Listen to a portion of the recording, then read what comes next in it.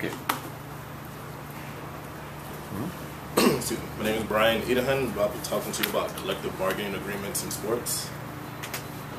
So for those of us who work, have jobs, understand that there are certain restrictions to what we can do, what we can't do, and we don't always realize how those rules or regulations are made. So at least in the United States, one popular way that those are made is through collective bargaining. Collective bargaining is negotiation practice between the employees and representatives of the employer and representative of the employees. And during these negotiations, everything from what you can, how many hours you can work, what conditions you're working, any kind of labor regulations are itemized during these negotiations.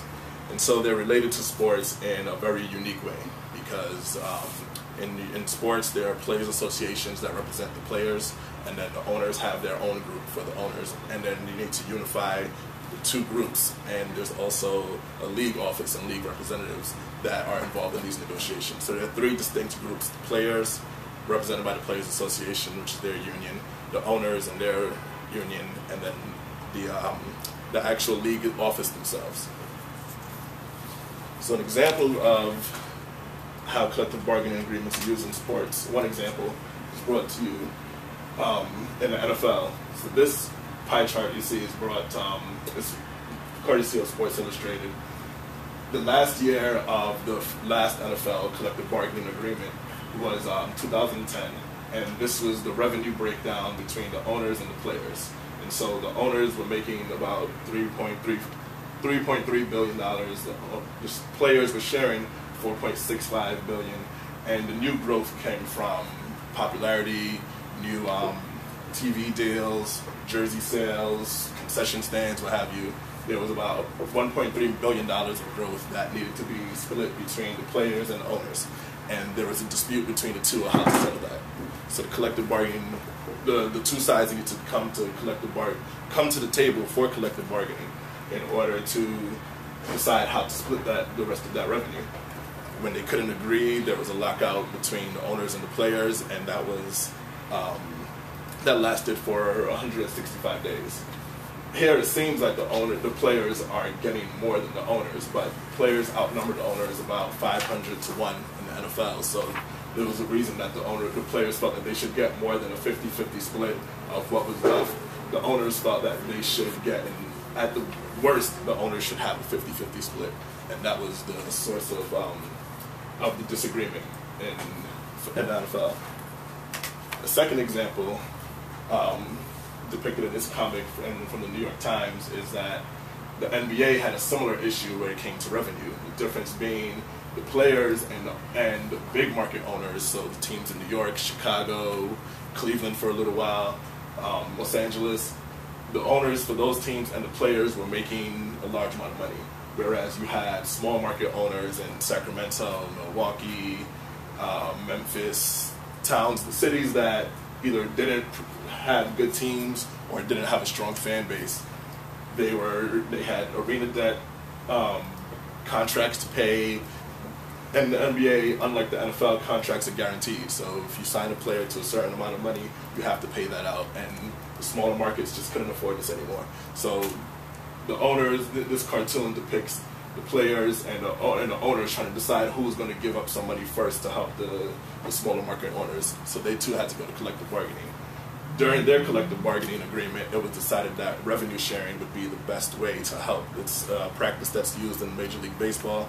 Revenue sharing is when you take some of the money that the big market owners make, and then they put them back into the small market owners' franchises, which will help them then get players, better teams, make more money, and then the league will be even more competitive. The entire league will benefit. Players were able to get,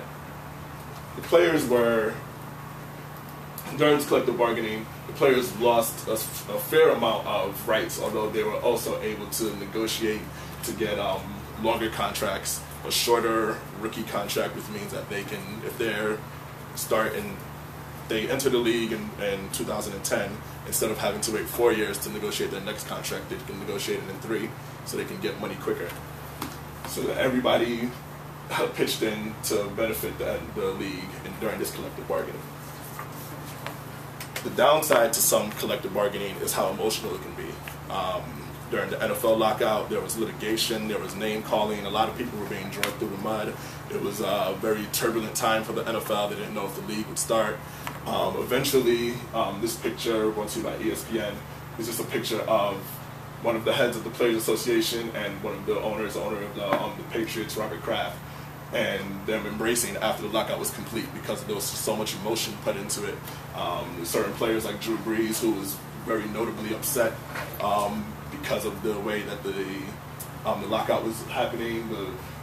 They had Gene Upshaw, the head of the NFL Players Association, also off to the side. They were two of the main opponents to the owners during the lockout, and genuinely everyone is relieved, although you can see that they're not as pleased as Robert Kraft seems to be. But eventually everyone got together and the season resumed. So in conclusion, collective bargaining agreements in sports are used because there's such a large number of players that need to be represented, so they have to have some form of representation when they're negotiating labor practices. The owners feel that this is the best way for negotiations to take place for the leagues, and it's used in the 4 major sports in the United States. During my persuasive speech, I will try to see whether or not collective bargaining is in fact the best way to go about negotiating these contracts. Thank you.